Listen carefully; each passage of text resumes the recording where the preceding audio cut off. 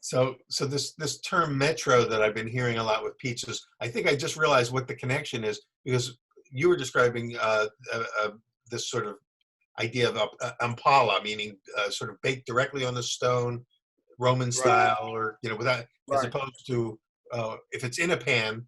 But they have another. It's what's the term for a pizza when it's baked in the pan? Pizza taglia. Taglia, and then there's Right. impala, which is right on the stone.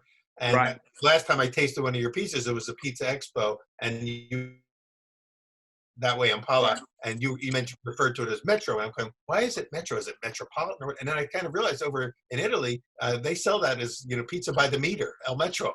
So Right. it's like, so I think that's the reference, is that over there, when you go into a pizzeria and buy one of those, they're cutting it off to the size that you hold your hand out, and they charge you Right. by the size.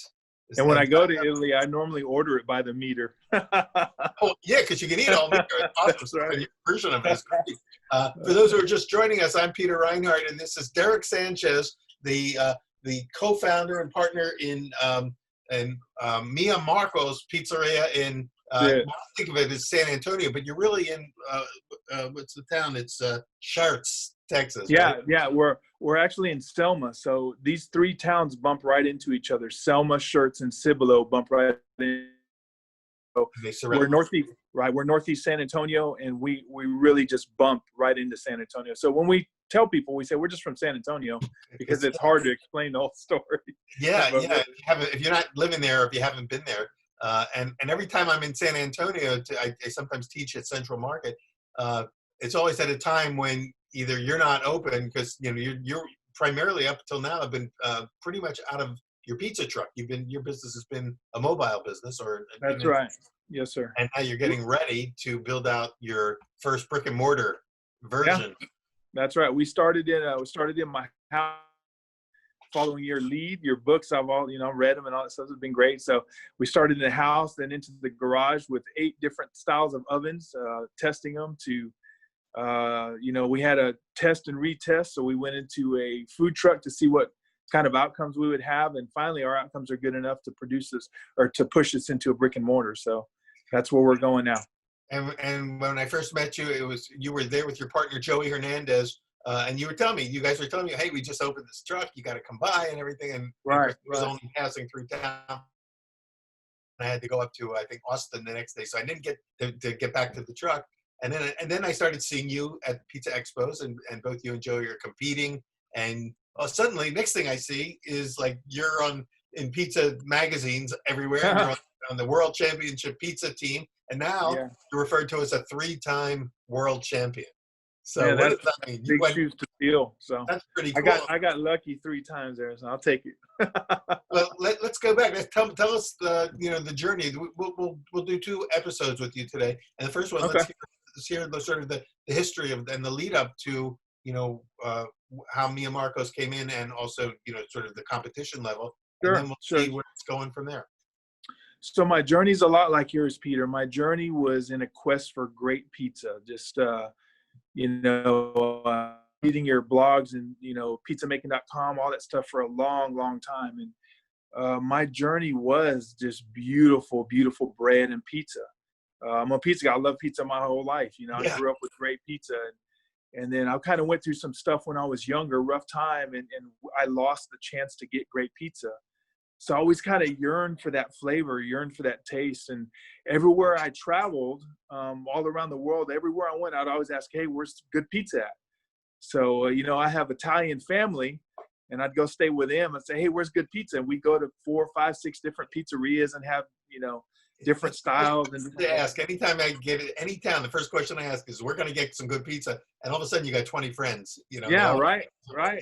Yeah. And it's cool. I mean, you make friends eating pizza everywhere. But the quest was like yours. Well, it came to a point where I'm a doctor of physical therapy, and I specialize in manual therapy and enjoying. Oh. So I was out in believe it or not, I was out in West Texas, training some other physical therapists on manual therapy. And of course, my question is, hey, where do you have good pizza around here? Right. And then this one doctor, he kind of stopped in his tracks and goes, dude, you have to go to a place called the Pizza Foundation. And I'm like, is it good pie? And then, oh man, it's really good. I'm like, okay, you know, West Texas, well, whatever, you know. Yeah. Kind of like they say about me, oh, San Antonio, good pizza, whatever, you know. Right. It's not what I think of first. Yeah. Right. So ended up going to this pizzeria, and I walk in and say, hey, let me have a slice of pie. And you know, you from New York or whatever? I said, no, man. He goes, most people just ask for a slice if they're from up north, right? And I said, no. So he gave me a slice of cheese, and it blew me away. I was like, oh man, that's kind of the flavors Really. and the characteristics of bread and everything else I've been looking for. It's called the Pizza Factory. It was called. It's called the Pizza Foundation. Pizza Foundation. Wow. Yeah, it's in Marfa. So if anybody's ever in that area, you know, and go get a slice, go get a pie from those guys. They're just really, really good pizza. And I brought a few home. It's about an 8.5 hour drive from there to San Antonio. So I brought a few of them home, and then my wife tried, and Joey were like, oh man, this is awesome. And then the way my mind thinks, how I'm wired is like, man, I'm going to reverse engineer that. I'm going to make it here. I can't drive to Marfa to get that pizza. We were constantly going to Austin to go eat pizza we'd eat pizza at Home Slice or other pizzas in the area there. Pretty good pie, man, you know. And I said, man, I feel like San Antonio has good pizza, but there was a certain profile, a certain outcome, I would say, that I was desiring. So we jumped into the science of it, man. And how I'm wired is I'm a science guy, jumped into the science, and there we go. So, you know, that started in 2000. Man, that started in 2005, and here I am. And, you know, all these years later, we've researched and we've put together our product, and here I am. Now we have a bunch of knowledge on how to make pizza and some really good bread. So, and you're doing more than just one type of pizza. I think New York style was sort of like your starting point, but you're doing other things now with pizza, though. Exactly. Yeah, I fell in love with the Roman pizza. You know, just the flavors, the characteristics of that pizza, the mixing styles of it, the science behind it. I really fell in love with that pizza and started digging into that style. I've been told by a lot of people that they cited your Roman style pizza as like top of the pyramid. Try that. It's great. Yeah, I'll make you one specifically. I really like that. Now we've had you know, other folks on who've done it, and of course the guys from the Roman Pizza Academy. We've talked with them. But yeah. And I know that you studied with Massimiliano a little bit. Right. With you right. But so But you make everything your own. So what do you do that sort of defines it as Roman style, and what makes it different from your regular New York style?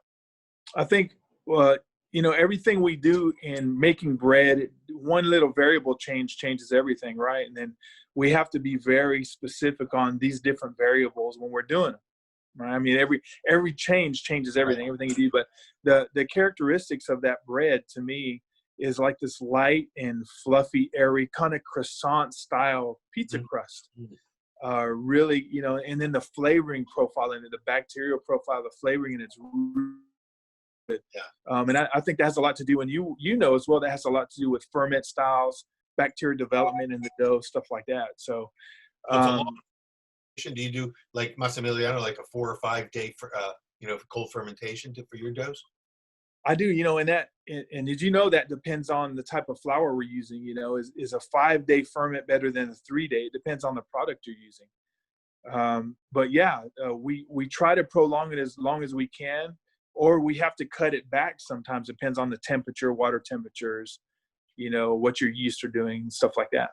Are you selling it out of the Mia Marcos truck? But it's so difficult because of the heat. Sometimes we'd have it blow up, and sometimes it would just flatten out, and we didn't want to give that to customers. We wanted it right all the time. So we decided to stop doing it, and now we're really excited. Everybody's, it's the brick and mortar's coming, man. I'm just more excited about getting different ovens, different stuff, so we can make better products. So you'll have a lot more control when you're in the right. We want to control all variables making that stuff. So yeah. How far along is that project? I think we're probably about a month and a half out. Wow. So we're right on it. So we're busy doing it right now. We're right on permit waiting, so we're right on it. So. And by then, some of the restrictions will be lifted, and you'll be able to, will it be or will it be come in, sit down, and restaurant style? I think it's primarily going to be takeout, probably 70%. Although our seating is going to be outside, most of it. So that'll We're building a huge deck outside. 70 to 75% of our seating is going to be outside. Where will this be located? We're going to be in Selma, so we'll be right off of 35 as you're going towards Austin, right off the highway. You'll be able to see our sign off the highway, which is perfect for us, man. So the next time I'm making that drive from San Antonio to Austin, I can just stop in Selma and oh, bro, man, you're gonna you'll stop and end up staying. we're gonna make some, and we'll dig in some science. I'd love to do that. Yeah, that would be so much fun. So as you mentioned, you're a physical therapist. You really, had a career already before you got sucked into the pizza vortex. Yeah, and absolutely. I've been in private practice now for about right at 15 years. So I've owned my own practice for 15 years. And you're still in practice, even though I still practice. I have other doctors that work for me here, so I don't practice as much as I used to, which frees me up to really, get into pizza and get that stuff going. So, but yeah, man, I'm a hands-on practitioner, science, evidence-based guy. I use evidence to produce outcomes. Same thing with a pizza. Well, that's it. I think I was just going to ask you that the takeaways from your training and getting your doctorate in physical therapy and everything has to translate to your work, how you reverse engineer a pizza dough, for instance. Yeah, I mean, it's a great benefit because when we went to school for physical therapy, it was a focus on evidence to produce outcomes. So what I do in a practice is if somebody comes in with a torn rotator cuff, someone comes in with a blown disc, we look at the evidence to come up with a protocol to produce better outcomes. Well, we do the same thing with pizza. I got into pizza. I wanted to look at the evidence of bread making, right? The evidence of tomatoes, the evidence of cheeses, to produce the best outcomes. I was asked a question earlier this week, how did you do it, Derek? Did you just throw stuff together and started getting after it, and we kind of just started making a bunch of mistakes, which is beneficial for learning, right? So, and then I would go out and research. And when you and I talked about Massimo and the Roman Pizza School, those guys are awesome. I really was in for about a year and a half before I went to those guys. So I learned, I was learning like pre-ferments and how to use pre-ferments in Roman pizza. Those guys use a direct method, right?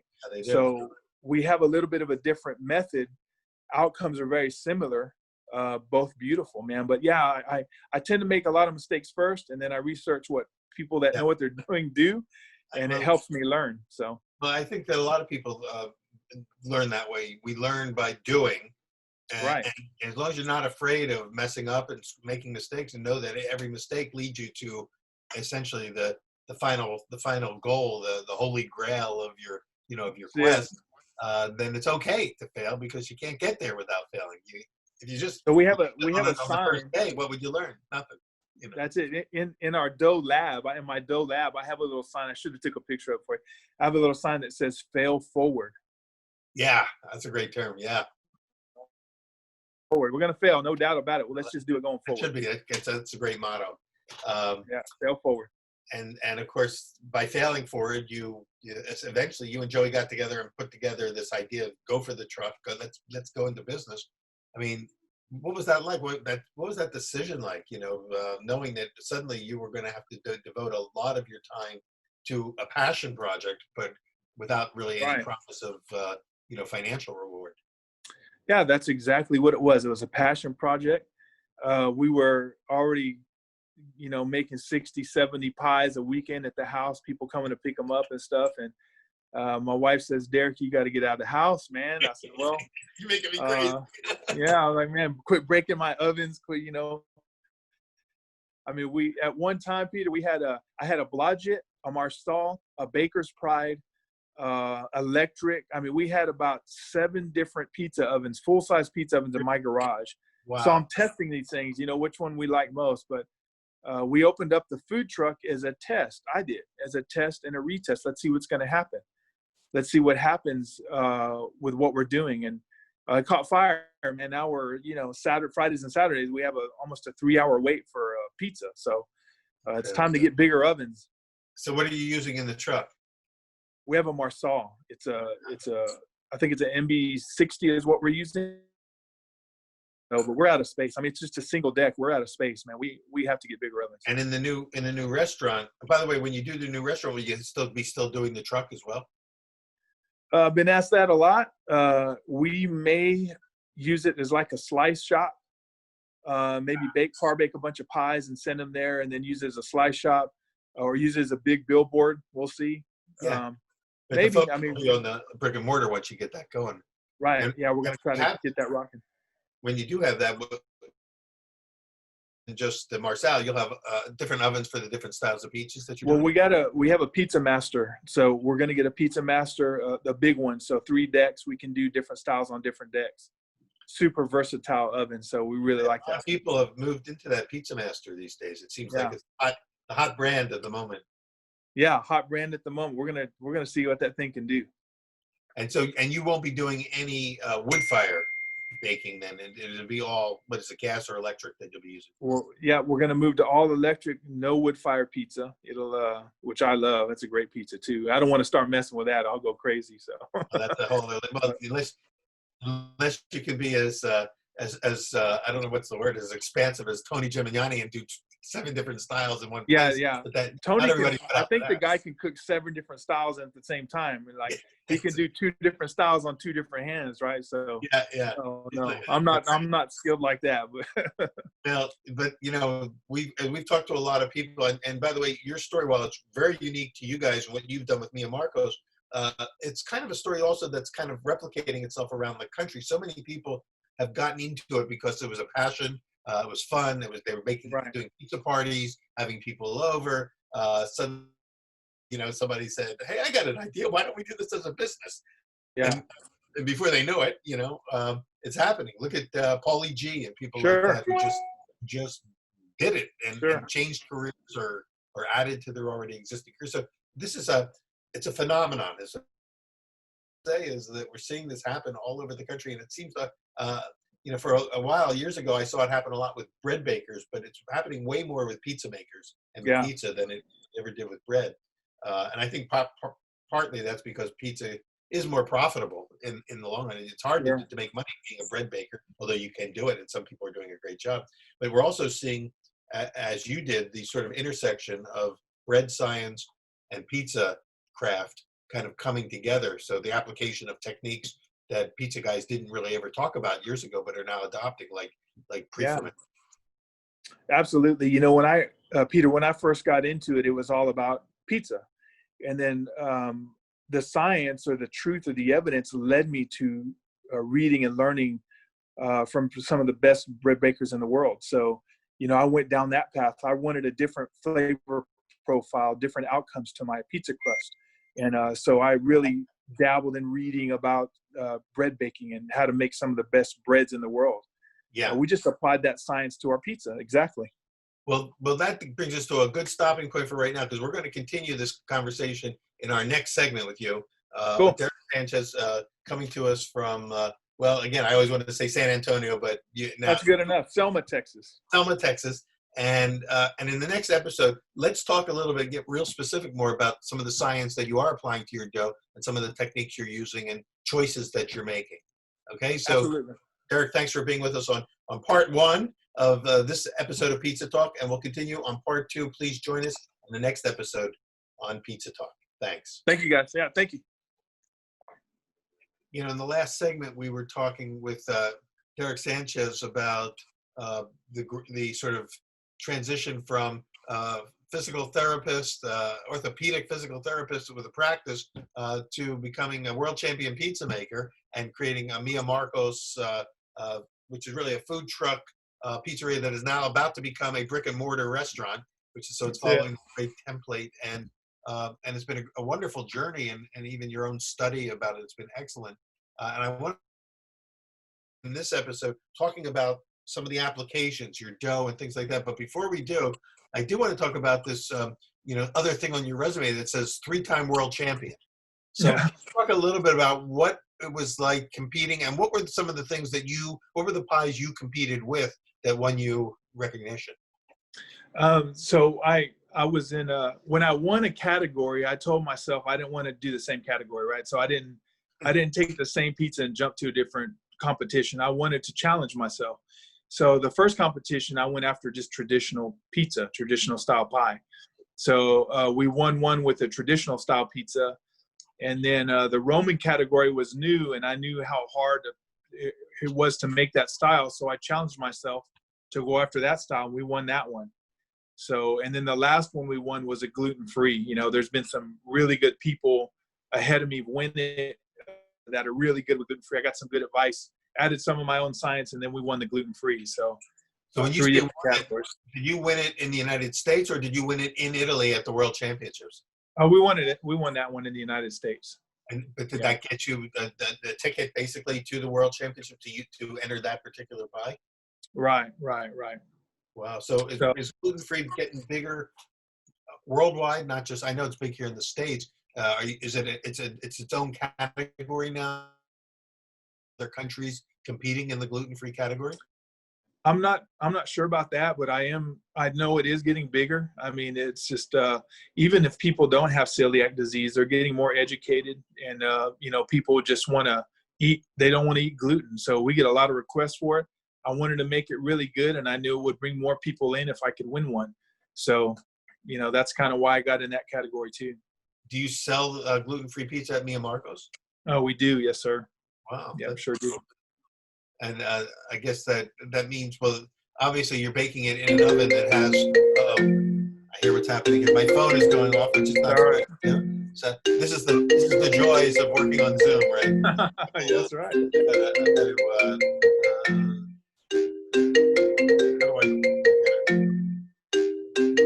Somehow I gotta stop them. I think this is basically somebody trying to sell me something. Yeah, I get plenty of those, man. All right. It's done. I get plenty. I turned off all my little things, except somehow I haven't been able to turn off the sound of the phone ringing. Man, I get plenty. So you're when you make your gluten-free, how do you do it? Because you're baking in an oven that has, you know, gluten-based doughs and things like that. So yeah, we do. We have to tell customers. We ask them a sensitivity scale. So, you know, how sensitive are you, 0 to 10? If someone's up in the 10 sensitivity, we warn them. We say, man, you know, don't eat our pizza. Yeah. You know, you wait till we have a dedicated deck. If they go 4 or 5, we explain to them, so I'm good, man, I'll take it. So, you know, we really leave it up to the customers. I know that a pizzeria that I helped open up here in Charlotte, that was the question we would ask: Is this you know, an allergy, sensitivity, or is it That's a lifestyle right. choice? You know, and That's right. Most of the time, it's like choice, lifestyle choice. I'm not that sensitive. Right. And then we have no problem. But I know people at the highest level of gluten sensitivity with, like, you know, this 1 or 2% range, where just even exposure to a little splash of malt vinegar, that tiny little molecule of gluten, is enough to send them into a health crisis that could get them into the hospital. So that's right. I think, and those people, it's a risk for them to even go into a pizzeria, right? Because it was floating around the air. So yeah, it's a shame because, you know, they're dying to. And there are some places that are so dedicated and clear about it, but not everybody still gets it. A lot of people think it's only just sort of a psychological choice or this or that. And we know that there's celiacs, and then there are people that just choose to not eat gluten. And even there, at the people that don't have the high sensitivity, there's a lot of other reasons why they need to do it. And I think we have to take it seriously, and we are. But is to get to that point. Right. Year journey to get people to recognize it as a legitimate category. And we always, as in the chef training that we do at Johnson & Wales, we're always telling the students, remember, you know, this is life and death for some people. A peanut, that's right, person can be a matter of life or death. A shrimp, something like that, can be enough. Yes, and that's right. Got to take it seriously, and most of the time they get it, you know. And unfortunately, we don't want to have them learn the way that you were learning with your pizza doughs through failures. We want them to get it, you know, the first time. Yeah. So we share that information with our clients and who's coming in to get pizza, and we just got to let them know, hey man, we do have gluten floating around in here, and if your sensitivity is really high, don't touch it.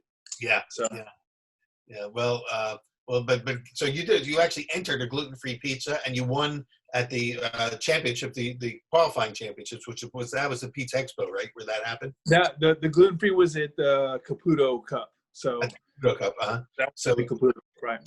yeah. So and was that the one in Atlantic City? The one in Atlantic City, yes, sir. Yeah. Okay. So there's different competitions for those who are not in that world. A lot of you are, Right.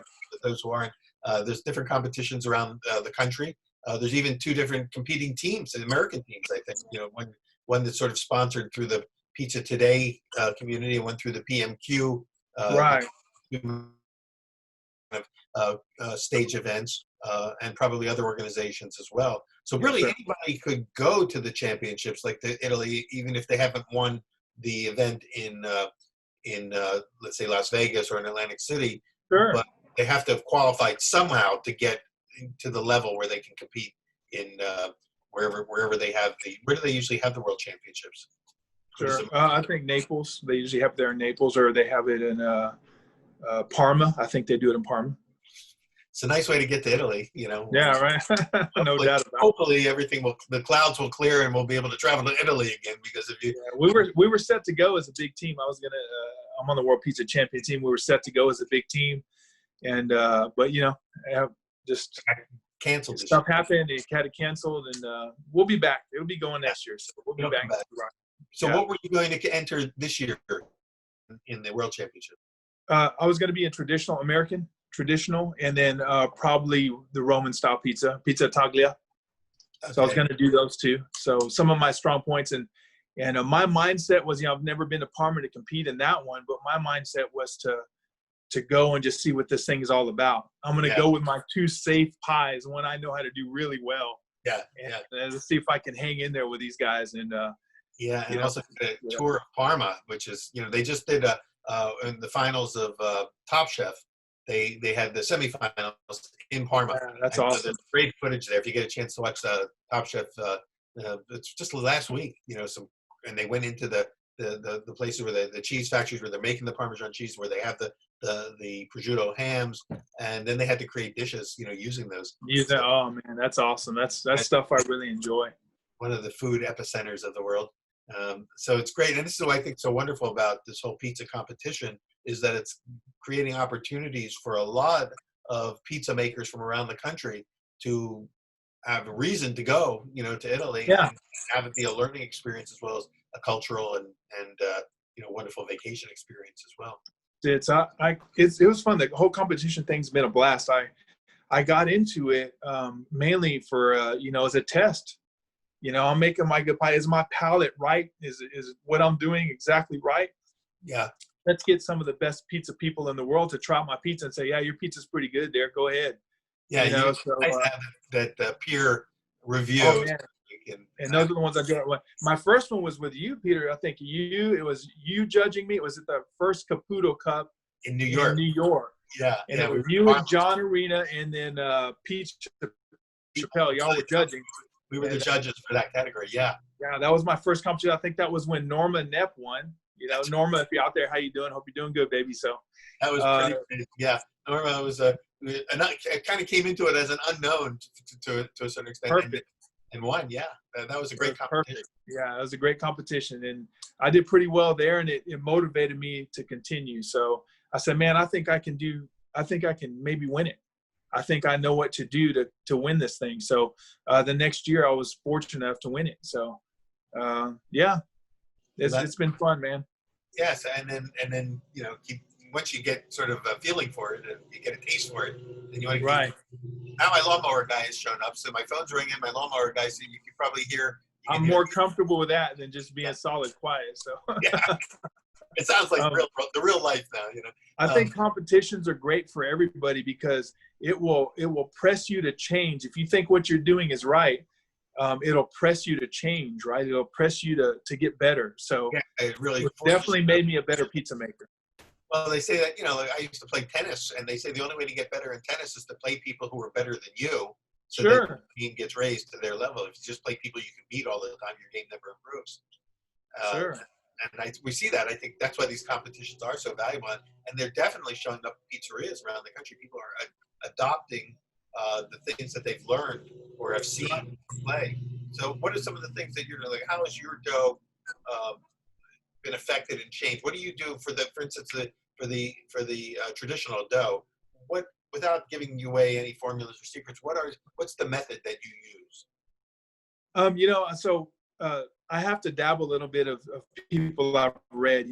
Raymond Calvel, he wrote the book The Taste of Bread, right? Yeah. So it's a great book. Your books are great. Your Bread Baker's Apprentice, and there's Modernist Cuisine that are good stuff. There's a book by Emily Bueller, Bread Science. And I'm sure it's back there in one of your books. It's just a great book. North Carolina girl. We get together every year at the Asheville Bread Festival.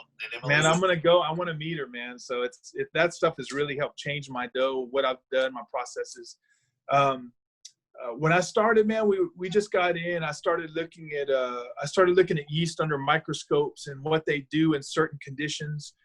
And we started auto-lysing, of course. I guess Raymond Calvel is maybe one of the fathers of that, right? He did a lot of auto-lysing. Yeah, he kind of made that the technique of the moment, when he introduced it, both first and then in the United States back around the early 90s. Right. He came over, I went to some workshops with him and introduced this concept of what they call the auto-lyse, which right. Nowadays sort of everyone just says, you mean you just rest the dough, But, right.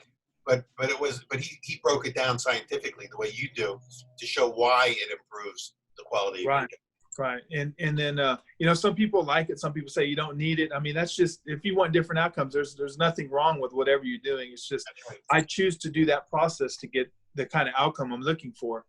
But we got into auto-lyse, and then of course, resting dough. Now I'm really big into bacterial fermentation. So natural starters in your dough? All natural starters. Yeah, all natural starters. 100% natural, or are you also putting some yeast in your dough? Well, we do a touch of yeast for structure, right? And I tell people that thyme is flavor and yeast is structure, right? Interesting. And, Dan Richer says the same thing when we talk with him at Raza, that he likes to. He works primarily with natural fermentation, but he finds that it actually is better if he puts a little spike of commercial yeast in it as well. Yeah, that's exactly what we do. And it depends on the temperature. We're always looking for a specific dough temperature when it's coming out of the mix. That's really important to us. And I think the two most important things to us are water temperatures and the dough temperature. And there's something you may know about. We've really gotten into heat fermentation for bacteria. So our pre-ferments are very, very warm. We want a good warm environment for our pre-ferment. So I know a lot of people do it with cooler water. We don't. We do it with a really warm environment and really warm water. We want a good bacteria. What is the outcome by doing that? So a different flavor profile. We're looking. Go ahead. Is it more acidic as a result of? No, man. Actually, it's more of a creamy lactic. We're looking for a rapid growth of lactobacillus aureus. So that warmer environment between 80 to 90 degrees is really beneficial for that bacteria. So we add that to our dough. We try to mix our dough cool, but after we develop a heated pre-ferment. So yeah, and it really gives a nice flavor profile, obviously, right? So cool. Do you use that technique in all your doughs? So the Roman is what kind of led me to that. There was a certain flavor I liked in the Roman. Massimo did some things, and I think he, with his yeast and how he kind of lets dough sit out and gets warm. I really started jumping into that and reading about what bacteria do in the heat and warm. So we started adding that process into our dough. And right now, I think we're making better dough than we've ever had before. Of course, it gets better and better. We keep working on different things. So that's it. That's the cool thing that's going on in the pizza world right now, is that nobody's standing pat. Everybody's continuing to challenge themselves, see what more they can learn and apply to yet another level. Every time you think you hit the top, it seems like there's another rung to climb. Yeah, exactly. I think what's interesting, Peter, is we look at technology and how to help us make our dough. I think to make it the old world way, the way it was done in the beginning, you have to remove some of that technology. You have to add old ways of doing things to get the results I think that they got. A characteristic of our pizza dough is like maybe this old style French country bread, you know, but flattened out and thin where it's like this New York style pizza. So that's Yeah. kind of what we look for. Interesting. Yeah. Well, Derek, as you've said, it's sort of a never-ending journey, and Man, I'm great. telling you. And you've come a long way, and even though you, uh, the last few years have been kind of a leap in your implication of the learning and the knowledge that you've acquired. Um, and I'm guessing that part of that has to do with just your own, yearning for knowledge, but also being on a team with other champion pizza makers coming That's right. to competition, and seeing what the best of the best is doing, and then being competitive enough to say, okay, I want to be able to work at that level too. Absolutely. You see what they do. I come back, test it, research it. You know, we'll use the process if necessary. If it's I tell people I didn't want tradition to make my bread. I wanted science to make my bread, or I don't want science to make my dough. So what happens is you see that science ultimately blends with tradition down the road. Yeah. You know, John Arena, he's been making pizza dough forever. Not forever, but for a long time.